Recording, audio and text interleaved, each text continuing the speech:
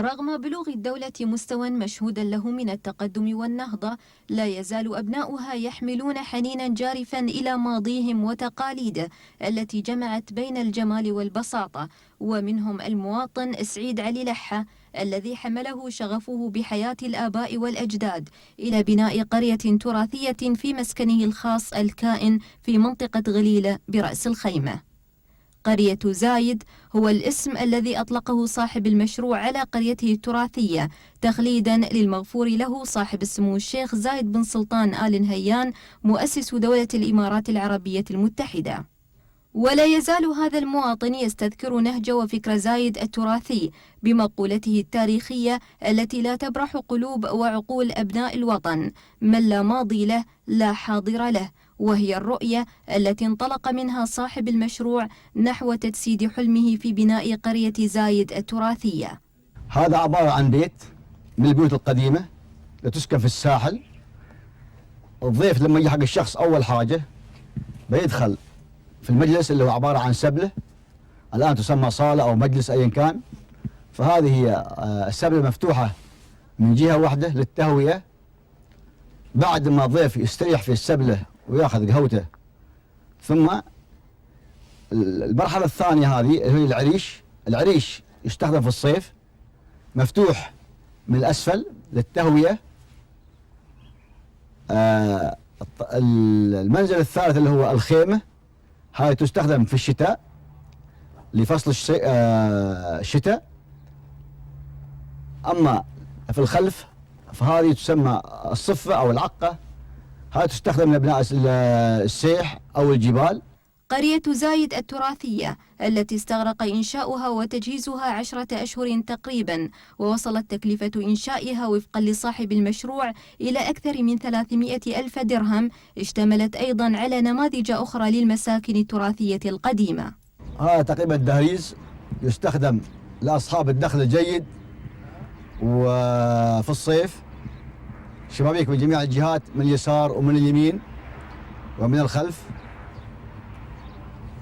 الغرفة هذه هي الغرفة الرئيسية في كل بيت، تسمى المخزن أو الغرفة الرئيسية، وتحتوي في الداخل إلى جزء يسمونه الزوية أو القطيعة أيا كان، فيها المطهر. أما في الأسفل فهنا عبارة عن بيت يسكنها أصحاب الجبال يسمونها القفل.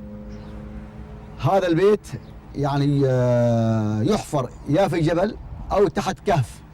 واحتوت القرية التراثية كذلك على نموذج للوعب، وهو المزرعة المخصصة للحب وفقا للهجة المحلية أو القمح.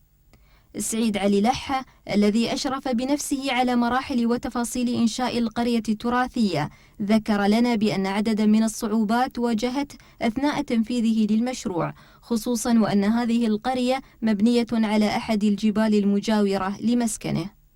أول كان فكرة نعمل بيت واحد اللي هو قفل. القفل هذا وجدت فيه صعوبة كبيرة، لأن فيه صخور مو صغيرة، يعني الصعب إزالتها. بالتفجير هم صعب، لأنه سكن في الجهة اليسار واليمين. فانجبرت أننا نحرق الصخور مرة ثانية بالنار وبدرل تكسير. تغلبنا عليها حوالي 5 شهور حتى حفرنا عن البيت الأسفل هذا في تحت الجبل. بعد ذلك يعني بنينا من جهة اليسرى واليمين. حتى لو تلاحظ احنا زحنا للامام شوي، هنا في صخرتين كبار في الخلف ما قدرنا نشيلها. حتى من الخلف ايضا في صخور لغايه الان موجودات. فجينا يسار. فالعمليه كانت جدا صعبه، الارض ما تساعد. صاحب المشروع أعلن عن فتح أبواب قرية زايد التراثية أمام الزوار والسياح وعشاق التراث وطلبة المدارس، لرغبته في أن تتحول القرية إلى مرفق عام ذي نفع وفائدة اجتماعية شاملة، نظرا لما تحتويه من مقتنيات مختلفة وأدوات تراثية جمعها صاحبها من عدد من كبار السن والمواطنين المعنيين بالتراث وسواهم ممن توارثوها عن آبائهم، لتنضم بجدارة إلى قائمة القرى التراثية المحلية التي أقامها المواطنون، يقينا منهم بأن النهل مما تركه آباؤنا وأجدادنا مسلك يجب أن يتبعه الجميع، حيث أن ما تحقق للدولة من نهضة شاملة نابع في المقام الأول من إصرار وكفاح الآباء والأجداد المبني على أساس من الجهد والإخلاص.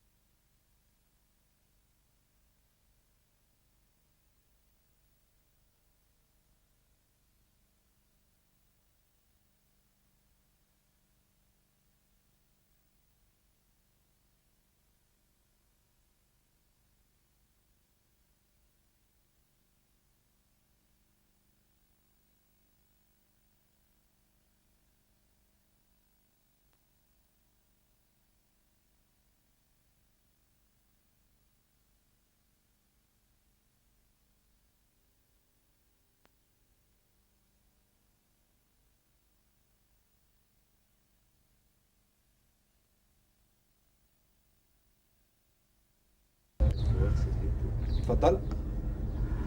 المنطقة اللي احنا فيها الآن هذه عبارة عن بيت نموذجي من البيوت القديمة اللي تسكن في الساحل. عبارة عن عريش، خيمة، وسبلة، وأيضا الصفة لأبناء يسكنون في السيح اللي هم القريب من الجبل يعني. أما اللي يسكن في وسط يعني قريب من النخيل ومن المزارع فيستخدم إيش؟ الخيمة. الخيمة عبارة عن مغلقة من جميع الجهات، السقف بشكل مثلث،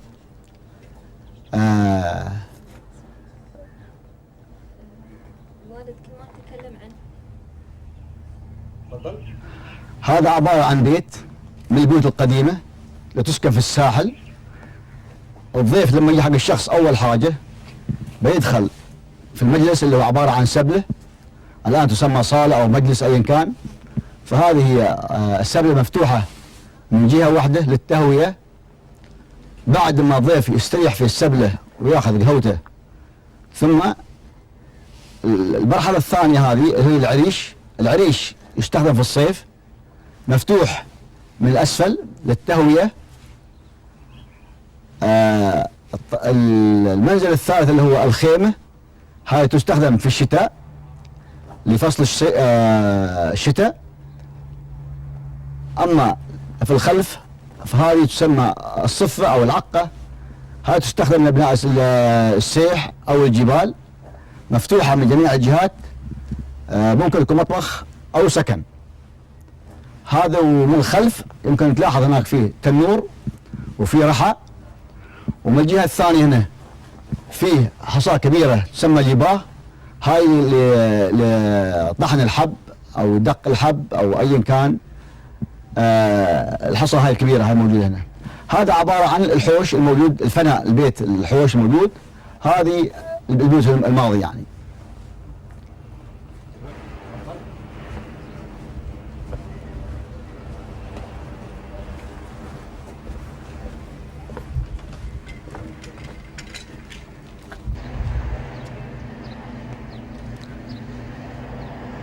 اوكي. هذه عبارة عن وعوب لزراعة الحب والشعير واي زراعة اخرى تستخدم في الشتاء فقط، من جهة اليمين او من جهة اليسار.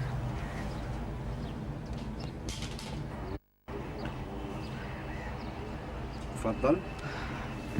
هذه عبارة عن وعوب تزرع فيها الحب والشعير او اي زراعة اخرى مثل البر.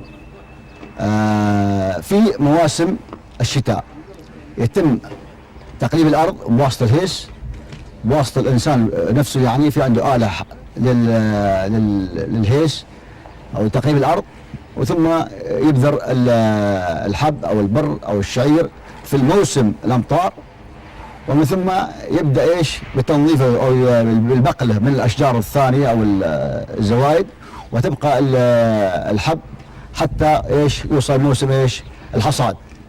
فيجمع كله مع بعض في مكان ما، وثم يضرب بالعصي حتى يفتح منه السنبله، تفتح يطلع منها الحب، وثم يطلع منها ايش التبن، يؤخذ في جهه اخرى للاعناق.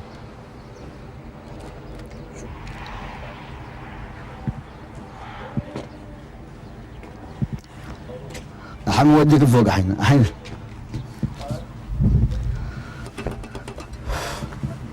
تطلع فوق. تعالوا.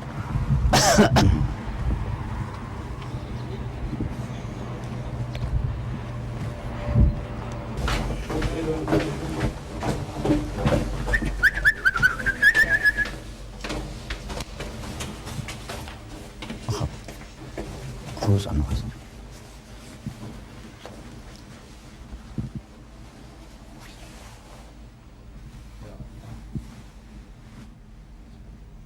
بس هذه الاثار عندك قبل ولا تشتريها؟ عندي قبل، ما ظن عندي كذا. من اي ورقه؟ من اي؟ ما في زارة تنزل جنة. خالتي؟ الورقة ما تنزلي؟ قلت تعالي اجي. شو لها؟ تعالي يا نورة تعالي.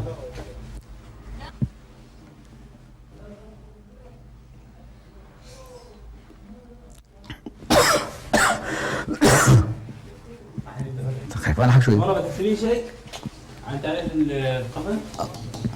هذا موجود هنا. بتحبوا محتوياته بس. ها؟ بتحبوا محتوى. هاي مو متحف هذا، هاي غرفة. مرحبا. لا انا اربح يلا. نعطي صور ليلية نهارية.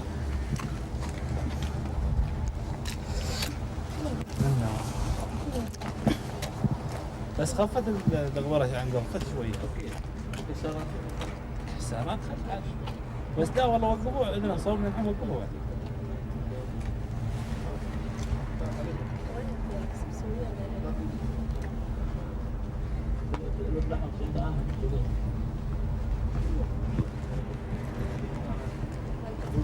يصوروا. مدارس راح يشاركون في رزيف هنا. بعدين قلنا لهم يمكن ما يريدون. يقعد هذا احسن. ها؟ احسن.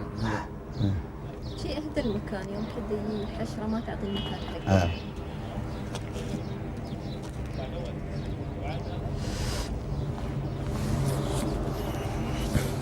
ان شاء الله هي كلها. اي نعم. ليش ما كملتنا في الشارع؟ حق. اي صح. الد الرئيسي يعني في المكان هذا. ولا احنا فينا نتمجد ونتمغط قبل. يكفي يا رجال يبقى اداره. طمع وايد ما منه فايده. نسويها زراعه. 640,000. وهي اخر راس خيمه، وش تعتبر اخر راس خيمه بالمنطقه؟ اي نعم نعم. المكان ضيق، الجبل بحر ما في مكان. وهذيك كلها خضار ما لا هاي نخيل، مزارع نخيل. حليم مبارك خشوا لا خلينا نسوي عادة. يوم الظهر قبل الظهر ورجعوا العصر قبل العصر. سبونا عقب الحرج معنا.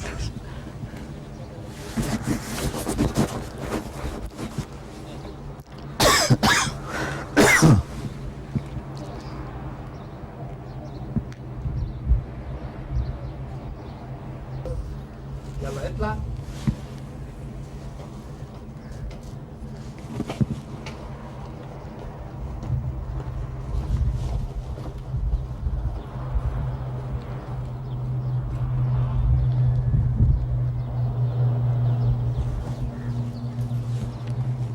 عمار لا لا هذا طين نزل. انا فرحت به نزل يعني مسك بعضه الان. الحين هذا بشيله مره ثانيه ونضبطه. نعم هنا ما نزل. شوف كان الجبل.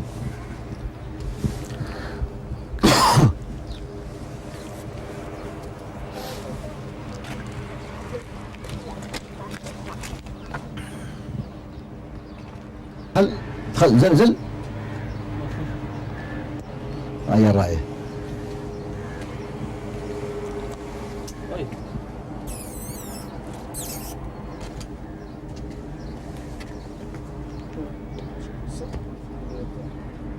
ما رد عليه؟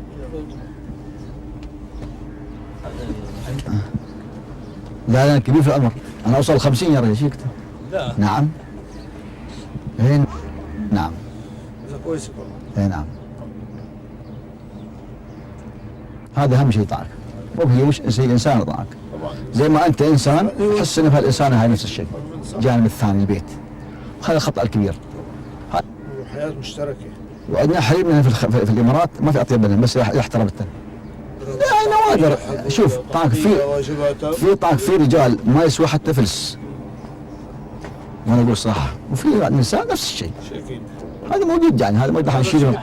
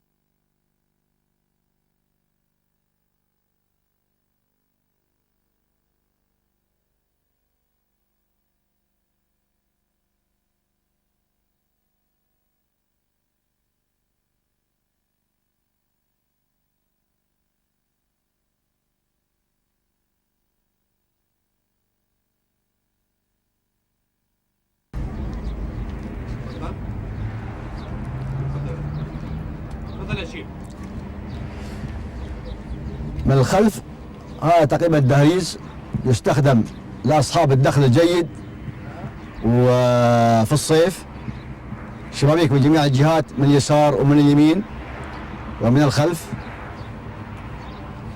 الغرفة هذه هي الغرفة الرئيسية في كل بيت، تسمى المخزن أو الغرفة الرئيسية، وتحتوي في الداخل إلى جزء يسمونه الزوية أو القطيعة أيا كان فيها المطهر. أما في الأسفل فهنا عبارة عن بيت يسكنها أصحاب الجبال يسمونها القفل. هذا البيت يعني يحفر يا في جبل أو تحت كهف، وداخل البيت هذا يحتوي إلى جميع الأرزاق لمدة عام كامل، من ماء، من رز، من تمر، من حتى المالح، المخزون الأرزاق لمدة عام كامل يكون في بيت القفل. فهذا بيت القفل داخل عبارة هنا جبل، ومن الخلف جبل، ومن الجهات الثانية جبل، ومن الأمام جبل، فهو في تحت الجبل بالكامل يعني. عفوا.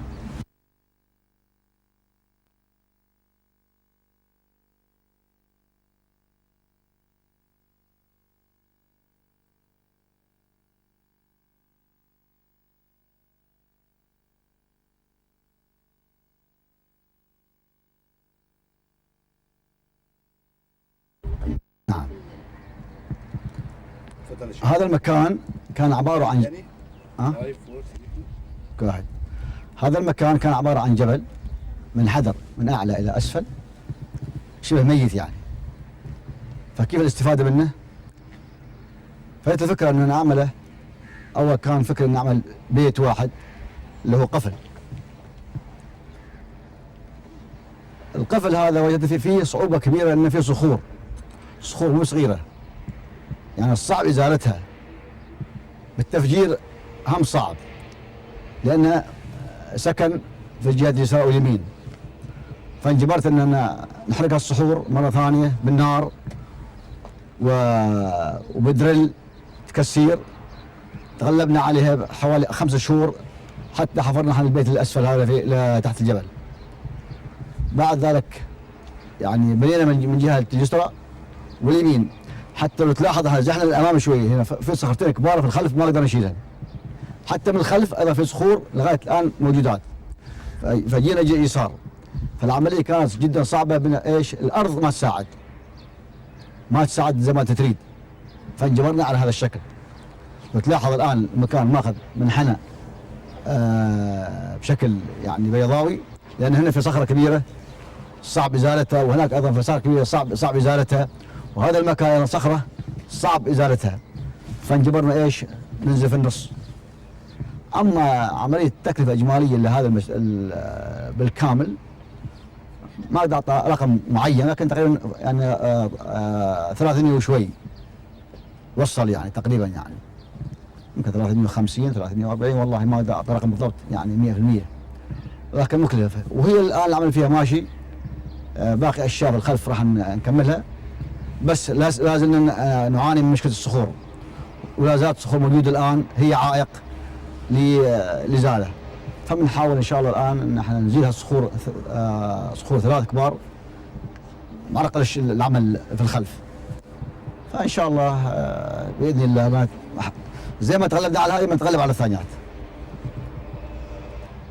ممتدة للداخل. هي نعم، ممتدة للداخل حوالي يمكن 50. نعم، هذه الصخرة مثلا ممتدة للداخل حوالي يمكن 50 متر أو 20 متر بالأحرى. فانجبرنا نروح للأمام في البناء، لأن هي ماسكة المكان هذا، الموقع هذا كان هنا تحت. شوف تعال.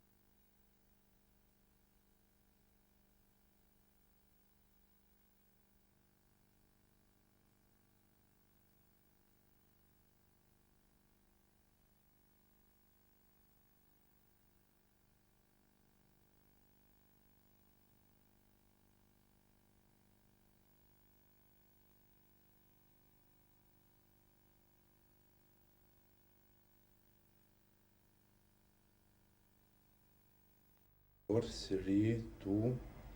تفضل. هاي مجموعة مراسلات تمت بين الحكام بعضهم بعض وبين الحكومة البريطانية و الشيوخ من عام 1895 حتى عام 1955.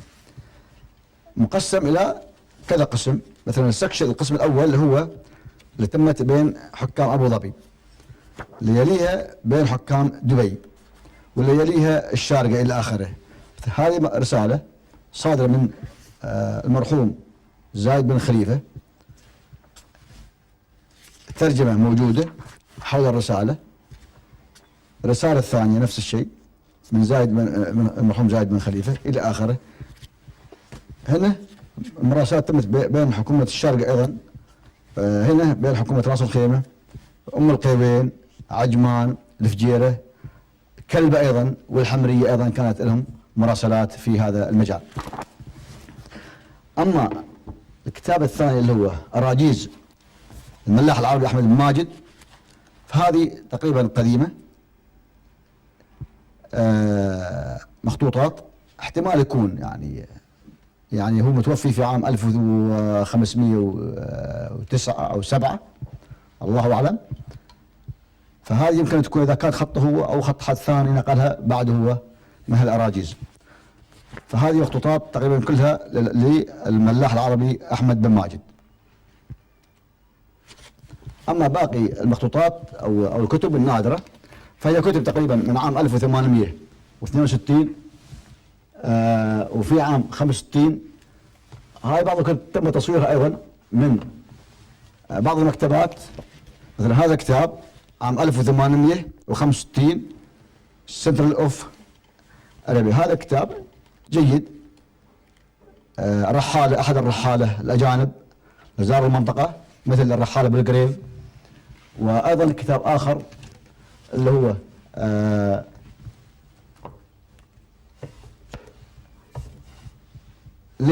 لباكنغهام عام 1809 كتب عن الإمارات بإسهاب خاصة في القسم السادس. هذه كتب تقريبا موجودة في الكتب القديمة، موجودة إيش في المكتبة. هي نعم، هذا ألواح يعني خشبية كذا في هذه.